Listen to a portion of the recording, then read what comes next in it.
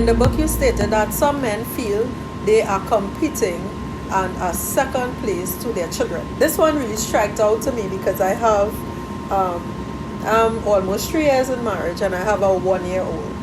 So it begs me to wonder if my husband do feel second place. And when I read this book, I went home and I had to ask him. I said, babes, do you feel second place? And he smiled. Yeah, so then I went on to apologize immediately and let him know, this is for a short time. Yes. Soon enough, baby will be big and it will be just us alone. That's right. Because I experienced that in my marriage. I have 4 children, 3 boys, 1 girl. And before, I was the center of attention. She went to Trinidad, she went to town, she traveled, always came back with something for me. It was always about me. I know you will like this and so on. I was the center. That stroked my ego quite well, as in every man. But now that she became pregnant, what should we paint the room and what should we buy and what should we name it? Everything, the whole discussion was about this child. So I lost rank, as so many men have lost rank. And I wonder if that is not the reason why many men are not married to the first woman who made a child for him. Wow. Check it out again. Many relationships are not with their first child because it is a shock to the average man and it is unknown to the woman as to what is taking place. You come home and you tell yourself, you are going home, I'm going to have some nice time this evening with my wife, a lot of intimacy and so on. I feel very coitus. Yes, coitus. And she's on the bed with the baby, sleeping. And you almost have to sleep with the baby. Correct. On the bed. And then they tell us, okay, I'm going to take it on the couch tonight, and so on. But it goes on, and it goes on, and it goes on. It is helping men to understand that this is a necessary transition that must take place. And if our egos are not put into good perspective, we could feel, as I felt, that my son was a trespasser. Okay. In my relationship. Ego spoke. That's right. When I want to take her out, no, because who have we leave the child with? Again, even when I took we arranged for my mother to take the child, she's not enjoying it because her mind is still home with the child. Because automatically her body is connected to this baby. Right. Because she's breastfeeding. So she would keep wondering, even though she would be having a nice time, but her body keeps reminding her. That's right. Of the baby. So what I tell men, never touch that. Correct. If you disconnect a woman from her child, she will disconnect from you. There's no way that she's going to connect to you and she has disconnected from a child she bore for 9 months. Work along with her. Because the more you work along with a woman who is connected to her child, is the more she connects to you. So when a woman, even if it is not your child but it's hers, and she sees you playing with her child and helping the child out with homework and so on, there is something inside of a woman that makes her endear herself towards you and feel, oh, that looks so nice, seeing them enjoying themselves, and he appreciates my son or my daughter, etc. On one of my radio programs, a man called in to say that he and his son got away. His wife was out of the country. And he said he put out the son. And he called his wife and said that he put the child out because he ain't taking that no more. And the wife said, if you put him out, I'm not coming back into the country. And he said to me, Mr. Sir, do you think after all these years of marriage that my wife will abandon me because I put out the son? I say, with the beat of her heart, she will leave you. You know that? Don't challenge her. Yeah, a woman way to her heart is her children. Definitely. So what advice would you give to new fathers? Let me tell you, be there for your children, and also be there for the child's mother.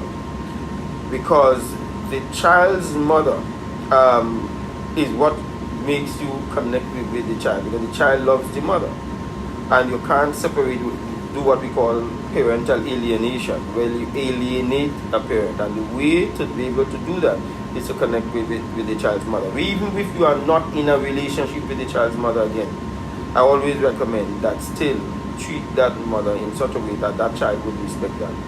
And also connect with the child, because that makes the woman feel safe, because the child is safe. Definitely. Yeah? Definitely. Right. So in our culture, today's women often rather refers to their spouse as worthless, or as we would say it is worthless, or that good for nothing father. To avoid this, what trait can women look for in prospective husbands or fathers? But before we go to the trait, let's talk about that good for nothing. Yes. That good for nothing thing, and they call them dogs, etc. Yeah. Is that a true narrative in the heart of the average woman? I feel that is just based on disappointments. Or is it that we're talking what society says? There's a narrative that is out there that we repeat. So let's take it. If the man is such a good for nothing, and no man good, all man bad, all man does harm, all man is dog, how come so many women making children for dogs? At very tender ages, 3 and 4 different dogs are the fathers of the child.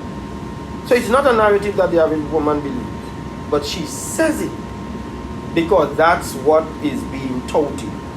Okay. Yes, sir? So yes, you do have some men who are bringing disgrace to the manhood. But I go to the market and I meet people in the market who are less than honest. They steal your money, they give you bad weight, they give you bad produce and so on. That is no grounds for me to castigate everybody in the market. I still eat provision. Yeah? There's a toothpaste that is going to make your gums tender and make it sensitive. I'm not going to stop brushing my teeth because of that. Continue today, just select better your toothpaste, select better the person you go to meet in the market. There are big good men, there are bad men. There are good women, there are bad women. So we cannot make a broad brush to say all men bad. So would you think that saying a man bad or worthless is just a jargon for disappointment? Yeah, because what you say is what is going to come to pass. We tell whenever I'm doing singles, I just back from St. Lucia doing a singles workshop in St. Lucia. And I say, whatever it is you say you don't want, you are highly likely to get it. Let me explain what I mean. Because the brain cannot understand things from its negative standpoint. If I tell you, do not think about this, you just thought about it. Right, because the brain cannot go in that format. So, if a woman says, I don't want no man who can beat me, the brain cannot hear they don't want no man. It will hear beat me. So you are likely to attract into your life. The brain and your life is going to go towards a man who will beat you. Yeah? And you ask yourself, how come so many women say they don't want a man who's abusive? And they land up with an abusive man. Start saying the things you do want and not the things you do not want, because the brain is able to better assimilate that. So when we talk about all men bad, the more you say that, the more it happens, right? Because you are actually calling it out in its positive. Men are bad. Okay. So you will get it. So this is why we should not speak to our children and tell them those negative things, because it is said in its positive sense, even though it's a negative phrase. So therefore we tell our children what we want them to become. Powerfully, I felt when God in the beginning of the world, the Bible says the earth was without form and void, and there was darkness upon the face of the deep, which means it was total chaos. The first words that came out of God's mouth, let there be light. Let there be light. He never mentioned anything of the chaos that was there. He said what he wanted. Wow. What we do in relationships, we repeat so much of what we do not want that we get it. Revelation. There you go. Receive. Okay. So now I think this is the big bang question here. How can we as women learn to stroke egos, step back, tune into his correct frequency, and strike an even balance between children and husband all at once? That's a double barrel question. Let's take the part about women learn how to stroke his ego. We like to be praised. Yeah? Correct. And sometimes we avoid praising a man because we don't want his ego to take off. And that is the very thing he needs. That is fuel. So when you hear, yesterday I had a couple visiting from the States, and I'm talking there, and the man said something, and then the woman chimed in and said, if nothing else, he's good at that, because once he does so, and she praised him, and along the line another discussion came up. She praised him again, and I watched him as how he rocked back there, and he felt so nice hearing his wife say that. We live in a society where on Facebook and all over the place we find ways to degrade, emasculate men, and we're hoping to get a good relationship out of that. It's not gonna. So the thing is, say the things that would make the man feel okay. A couple was telling me, she said that, she lives with this guy. He does nothing, he doesn't spend on the house, he doesn't spend more money, and so on. He's just there. But in talking with the man, here's what the man said. Every time we get there, she says she house, and she got put me up. She got put me up. He said, why should I invest in a house that I am due to be put out? Because she kept saying all the negative things. She did not recognize what she was doing is making him withdraw. Creating barriers. That's right.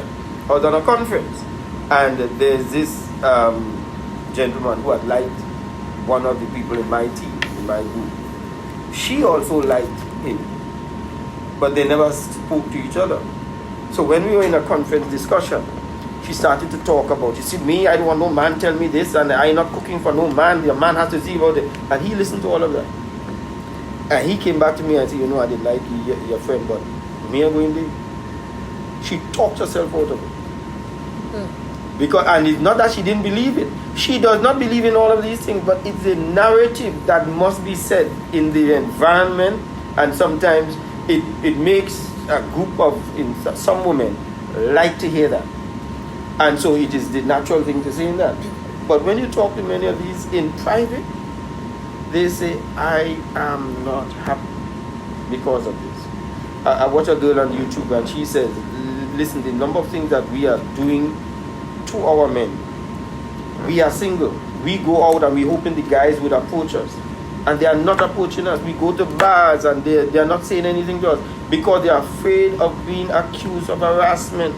We are coming up with too many things, and they are now pleading on YouTube. Let's not do this because it's not working in our interest. So therefore, that whole thing about stroking his ego is saying the things that makes him feel empowered, makes him feel good about you. There must be something that you can find in the man that you have, or else why did you find him? Correct. Yeah? You're so very right. And as women, one thing in our culture we have to learn to do is to commend a man for his strong points. That's right. When we learn to commend him for his strong points, you see that even though he has weaknesses, he knows that you appreciate the fact that he has strengths. So he will strike that balance in trying to always do better. But if we don't find balance in finding that strong point to always look for that strength in him, it will come across like all you could do is see my faults. My good is never good enough.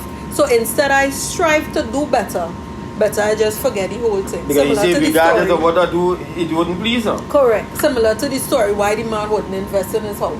Why do it if it's not appreciated? That's right. And why should I invest in something if it have no future?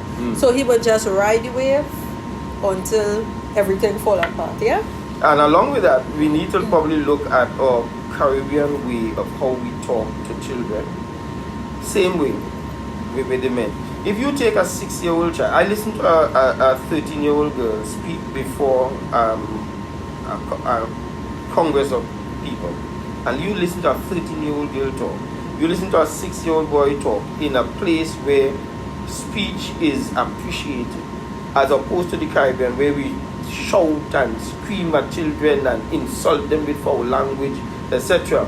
We grew up very docile, withdrawn, ashamed to open our mouth and speak because of the kind of things that we tell our children. When we listen, I have listened to something some parents tell and say, and I'm asking myself, but isn't this your child? So what that is going to do, it is going to create a certain personality in the child that the child does not have the confidence to operate in society. And when we do that with our men, when we feel, because I vex, regardless of who's around, I could cuss my man, I could tell my man all kind of thing. He feels unsafe going out with his woman. And then she asks, how come he not taking me with him when he's going to these events? He is not going to take a woman, he's not going to feel safe taking a woman that he feels may lose it just because somebody just came up and said hello to him, that's a woman. And then she all of a sudden starts to react to that. So that safe space and how we speak to each other. And finding that balance, therefore, is between the husband in the frequency, is knowing your man. And that's why the book was written, 7 Keys to Unlock the Mystery of Men, is knowing your man. So now that we understand the 7 keys to unlock the mysteries of a man, we expect to see a book on unlocking the mysteries of a woman anytime soon? You know, that question has come so often. Okay. And people have said for me to do that. I think that it is easier for a man to write a book on men, but it will be presumptuous of a man to write a book on women, because you cannot be able to understand what a woman goes through. That's in my respectful view. So what I did do is a compromise in partnering with my wife for us to write a book together. Lovely. On women. I love that. And also how it even interacts with us as parents and men. You know, one of the things that we talk about, and I know that we limited with time, but understanding when a man, as a man, I go into my teenage son's room to wake him up for school or to go somewhere and so on. I would go in there, I'll rap on the door, and I'll go in and say, it's time to get up. I'll turn my back and walk out.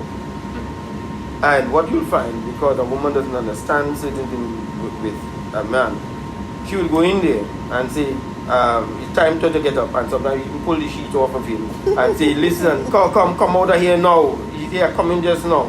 And he will be delayed. And she say, no, I'm not leaving until you come up. No, he's a teenager. That's a time he sleeps with an erection. His delay is the avoiding the embarrassment of having his mother see. But she doesn't know that. I know that. So I will walk out, and men know that. But because of the fact that we don't understand what goes on there, because she's not a man, you understand? So that's why a woman needs to help me to write the book, because I am not a woman and I do not know women. Understood.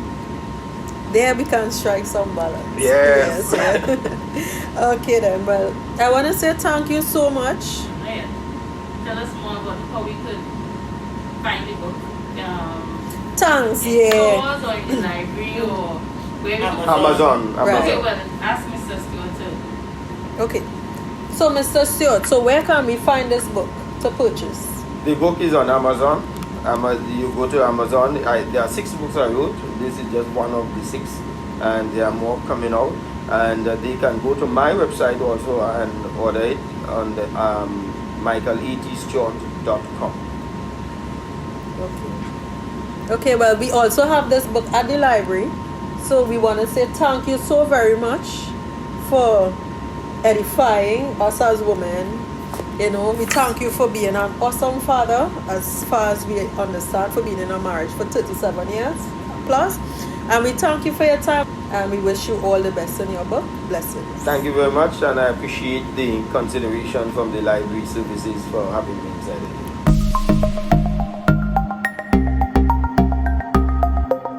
We wish that you comment, subscribe, like our page, Facebook and Instagram page. The book is also available at Tobago Library and our other branches. Happy Father's Day to each and every father. We thank you for watching. We love you. Peace out.